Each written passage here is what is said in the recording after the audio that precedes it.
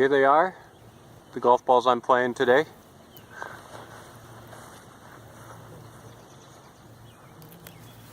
Okay, so this round I shot a couple of weeks ago out at Tumbledown Trails. It's just a public golf course near my apartment. I wanted to play a one-man scramble, so I'm hitting 2 shots from every location, and then you take the best shot and keep going. The reason I'm doing that is so I can finish up my golf ball testing. I have the Vice Pro and the Vice Pro Plus here. If you saw my What's in the Bag video, you know that I have decided to go with the Vice Pro Plus. It was a really nice golf ball. And by the way, that was my warm-up routine for the round. I just got to the course and went straight to the first tee. Not necessarily recommended, but it's a pretty common occurrence for me. That was kind of a low, scrapey cut shot off the first tee, and I do the same with the second tee ball. Both ended up in the fairway though, so a decent start. But yeah, as I said, I did land on the Vice Pro Plus. It's a really nice golf ball for me. It reminds me of the Titleist Pro V1X quite a bit. I'm not going to go too in-depth on my golf ball testing because I think it is so variable from individual to individual. For me personally, I got a few sleeves of different golf balls I was interested in and just went and gave it a go. And the Vice Pro Plus just stood out as my favorite. I don't have any specific methodology I followed other than, doing things like this, going out on the course and hitting different shots, and I just trust my instincts when it comes to that kind of thing. So whichever golf ball came out in the trajectory I wanted to see and seemed to spin well and sound and feel good, that's the one I went with. Alright, now neither of those shots were very good on the first hole here. That second one ended up in the bunker with a 9-iron. The first one I hit with a pitching wedge and it came up a little bit short, as you can see here.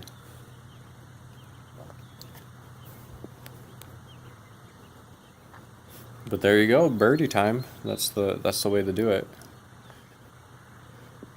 So good start for me.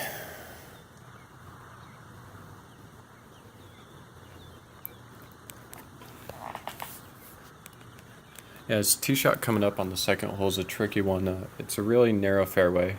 The hole is long enough though that it makes you feel like you have to hit a driver. But there's a hazard up the left side here, and you have to challenge that hazard on the left to have a good chance of hitting the fairway. So an intimidating tee shot for sure. That first one was really well struck, but it did leak just a little bit and ended up in the right rough, which is the safe side. That's where you need to miss it. But I get one more chance here.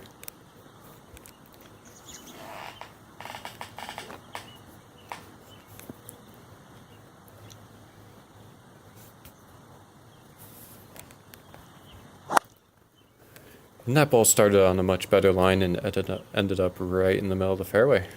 So a good start to the second hole.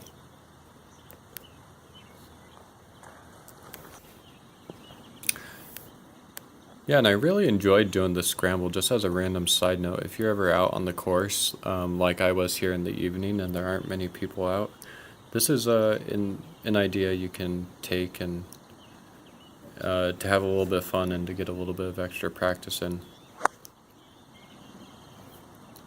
That was a 7-iron for me on the approach, and I pulled that one pretty badly. It's over behind that tree on the left side of the green. Or just left of the green, excuse me, it's not on the green.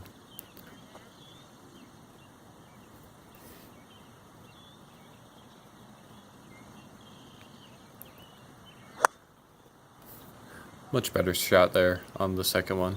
That was just right at the pin, about hole high. This is one of those golf courses that all the grass is mown very high. It's not a very well manicured course. But it is a little bit on the cheaper side and tends to be vacant later in the evening, so it's kind of nice to slip out there and play golf with no one around. But it does mean throughout this video you'll notice I have a lot of difficulty getting the putts to the hole. That's something I just need to be better adjusting on and being more aggressive.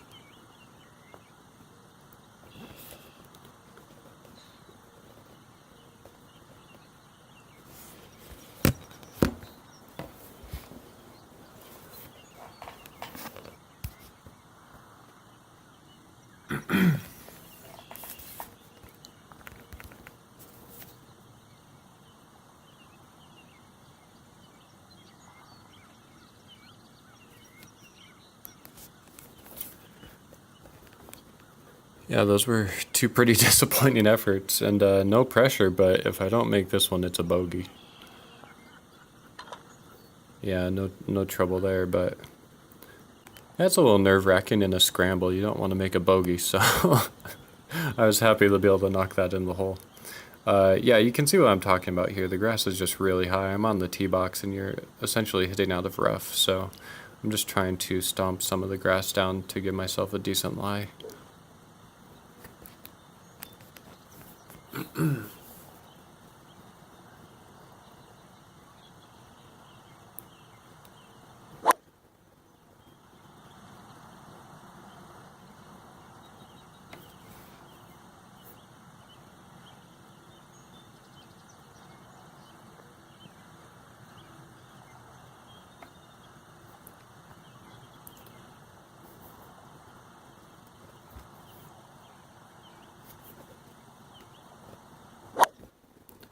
One thing I did want to mention about the golf balls too, I know a lot of other vintage golfers that I've read about their preferences online, they prefer a softer compression golf ball with the persimmon, maybe a Callaway Super Soft or a Wilson Duo or something along those lines.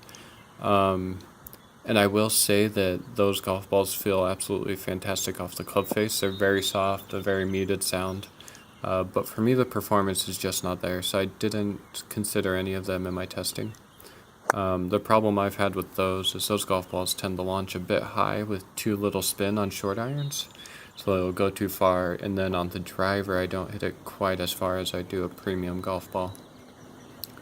Now again, that's going to change quite a bit from person to person, so that's not to say that those golf balls don't work very well for other golfers, but I've found that they just don't perform how I'd like. The Vice Pro Plus, which I ended up ordering 5 dozen of, is a 4-piece urethane golf ball. Yeah, that's an interesting putt there.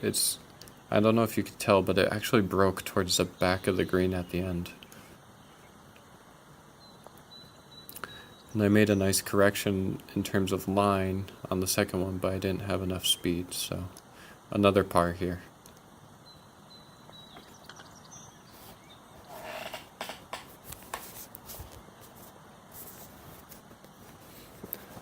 Alright, hole number 4, still sitting at 1 under par. I decided to hit a 3-wood off this tee. I very well could have gone with driver, but I wanted to change things up a little bit, and with some of these short holes, you're perfectly fine hitting a 3-wood. You don't really need the extra distance. I hit that one pretty solidly, but it did end up just in the left rough. So on this next tee shot, I was more or less stepping up and just trying to make the exact same swing, but get the opportunity to adjust my alignment a little bit.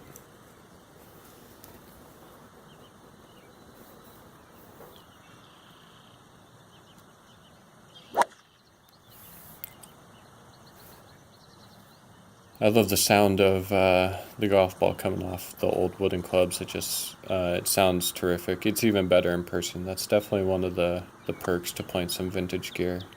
I think the aesthetics and the sounds are just so much better. This was just a little 9-iron for me into the green, and that was a laser there just straight at the pin. I put it in there tight.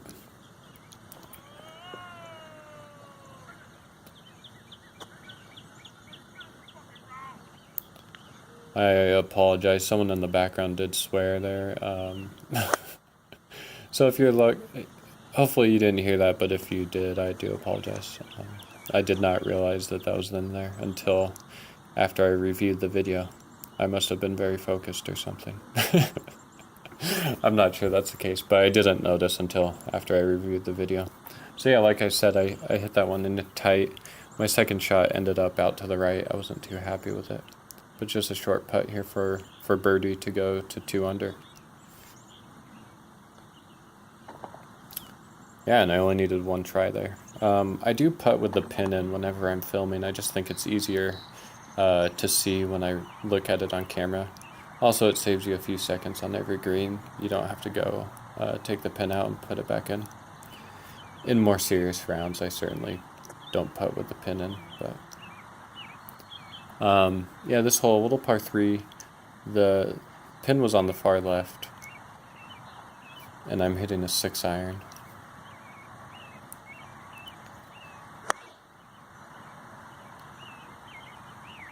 That first ball missed a little bit to the right, but that's the place where you have to miss. There is a hazard front left, and as I mentioned, the pin is left, so you definitely want to err to the right side of the green. But I can be more aggressive with my second shot here.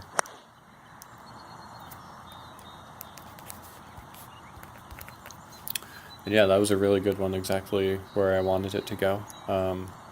Maybe just 15 feet right of the pin or so.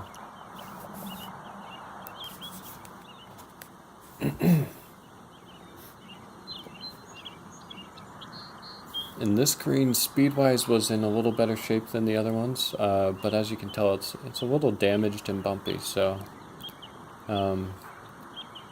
wasn't quite sure how this one was going to roll, but it was pretty clear that there was definitely some right to left break in it back towards the front of the green. And there we go, back to back, so that birdie there got me to 3 under. Par 5 here. This is an interesting hole. It's a very short par 5, but it's a sharp dogleg right. You really can only hit the drive about 250 yards or so, and then the fairway turns straight right. And there is a water hazard up on the right, so as you can see, I just was playing kind of a bunt, sort of scrapey cut shot. I think that's what I'll call it. Not the prettiest looking thing, but that did end up in the fairway.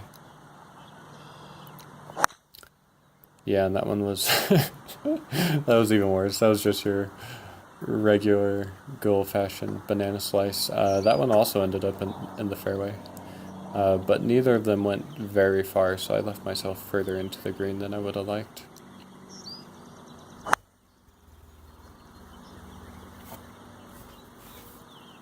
Yeah, that shot was well struck with the 3-wood. Ended up on the very back left portion of the green. The flag was right in the middle, so I have one more shot here to get a little bit closer.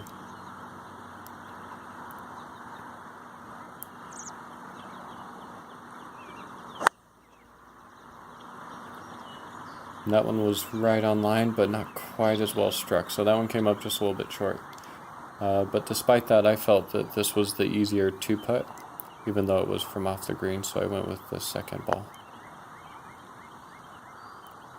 And I felt like I hit that so hard, and it came up a good 7 or 8 feet short.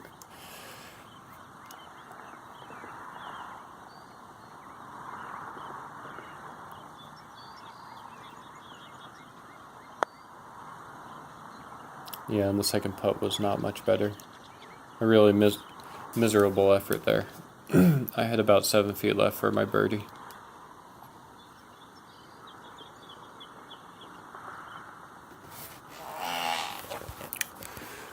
Anyway, but back to the golf ball thing. If you have a golf ball that you really enjoy, particularly if you play vintage golf equipment, let me know in the comments what your preference is and why. Would love to hear more opinions on the subject.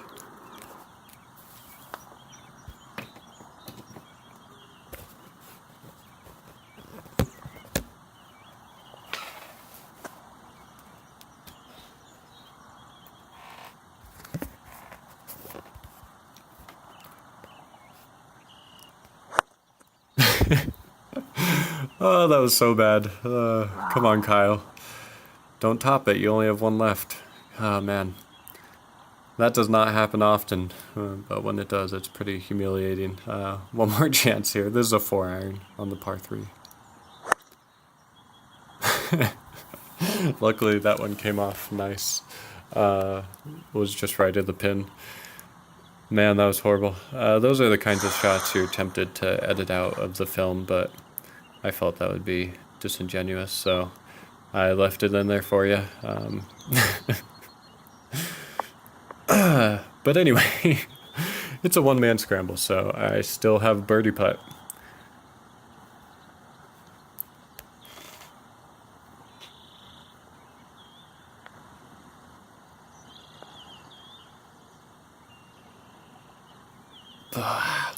That was right on line. Right in the heart of it. You gotta be kidding me.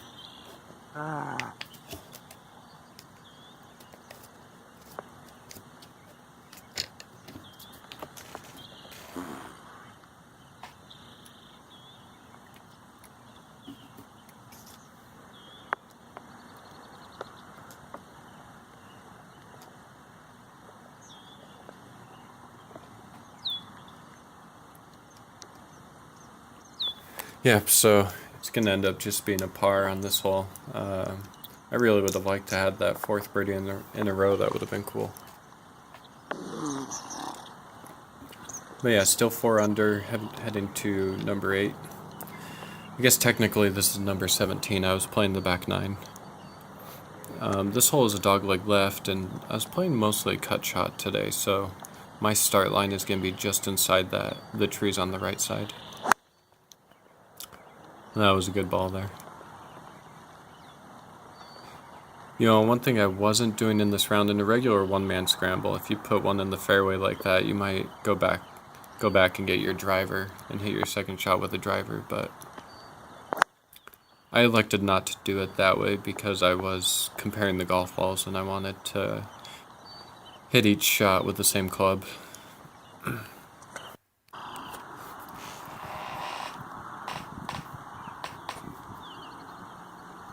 Yeah, not too much left here. This first shot I went with a pitching wedge.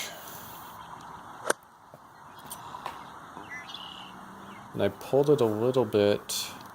And it came up just a little bit short. So I did make some modifications to all my equipment over the winter. So these first few rounds coming out of the spring, I've been trying to figure out all my yardages.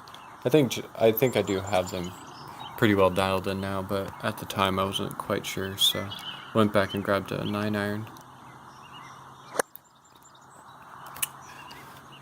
And just as an aside, the lofts on my clubs are pretty weak, so my pitching wedge is at about 52 degrees, so it's more of a modern gap wedge, and my 9-iron has about 47 degrees, so so I wouldn't pay too much mind to the distances I hit everything. It's going to be a little bit different than maybe what you would expect.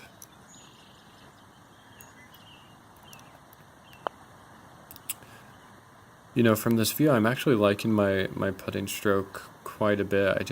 I could not hit anything hard enough on this day. One thing I've always done, I do set up with the golf ball inside of my eye line, which is not recommended. They say to always have your eyes directly over the intended line, but I've never felt comfortable doing that, so that's just one of those things that I do out of comfort. I'm not sure that it's technically the best way to go about it. Okay, finishing up with one last par 5 here, another shortish one, just about 500 yards.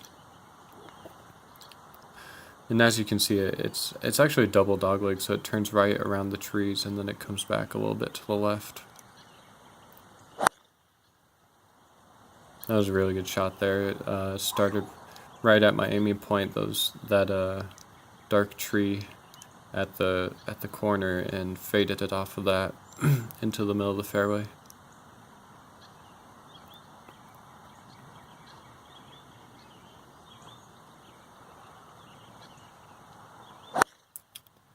That one was also really well struck, but ended up in the left rough, so I did end up going with the first one.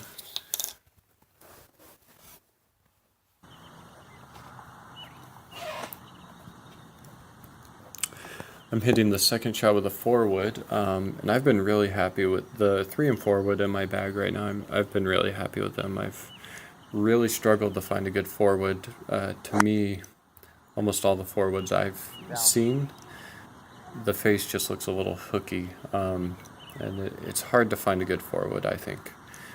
So I imagine this one will be in the golf bag for quite a while, but we'll see. That ball was really well struck. Sorry, I'm getting sidetracked here, but it did fly over the green. I hit it a bit too far.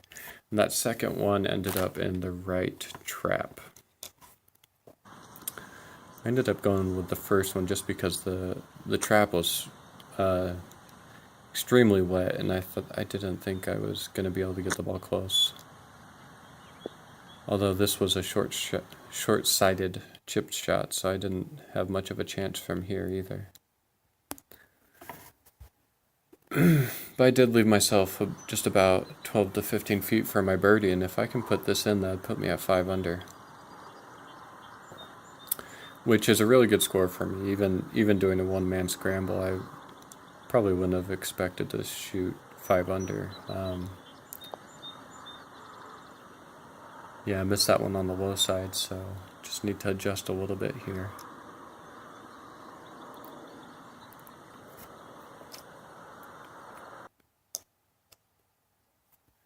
And yeah, unfortunately I left that one short too, so on the last 3 holes I had 6 birdie putts and I didn't get a single one to the hole, so kind of a disappointing end, but like I said, 4 under is really good for me.